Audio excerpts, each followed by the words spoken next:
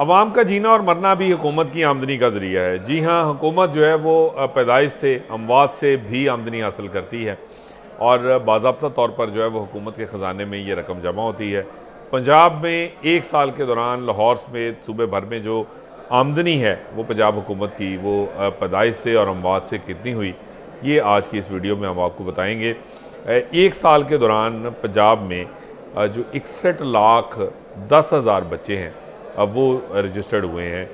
उनको उनके जो बर्थ सर्टिफिकेट्स हैं वो जारी किए गए हैं। ये पैदाइश का डाटा है हुकूमत के पास। और एक साल के दौरान 8,40,000 अमवात हुई।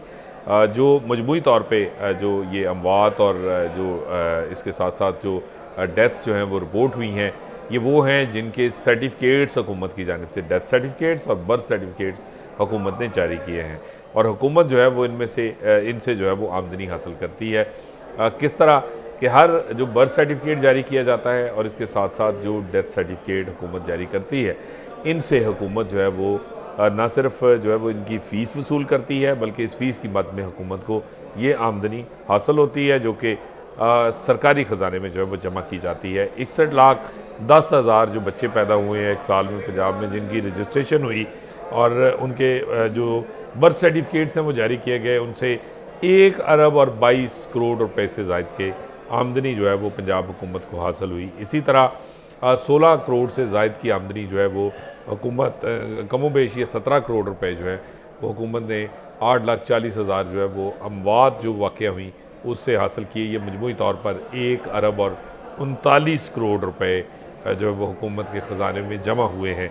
अब ये बर्थ सर्टिफिकेट और डेथ सर्टिफिकेट ये दोनों लाज़िम मलज़ूम हैं, क्योंकि बर्थ सर्टिफिकेट के बगैर जो है वो बच्चे का आगे के मराहिल तय करना जो है वो मुमकिन नहीं है। ना ही स्कूल में एडमिशन, उसकी पढ़ाई के लिए ये बर्थ सर्टिफिकेट चाहिए।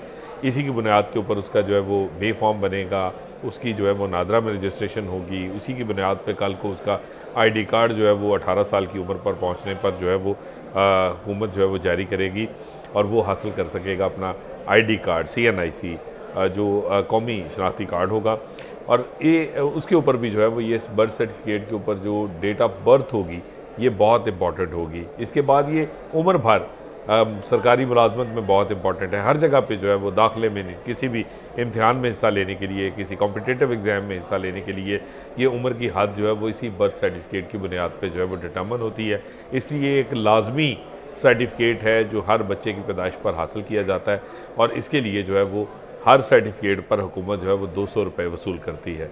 इसी तरह जो डेथ सर्टिफिकेट है वो भी बहुत ज़रूरी है, क्योंकि किसी भी वफ़ात पा जाने वाले शख्स की जो असासा होगा, जो तरका वो छोड़ेगा, जो उसकी विरासत होगी, उसकी तकसीम के लिए वो सर्टिफिकेट जो है वो ज़रूरी है।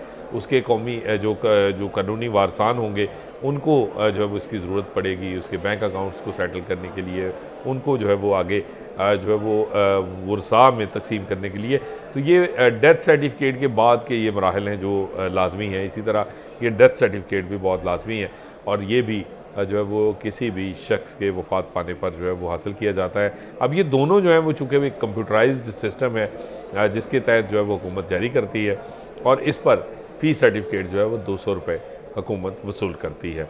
मजमूई तौर पर एक साल के दौरान जो है वो हुकूमत की जानिब से ये एक बड़ी जो ख़तीर रकम है 1 अरब 39 करोड़ की, वो सिर्फ़ जीने और मरने से पंजाब हुकूमत के ख़जाने में जमा हुई है।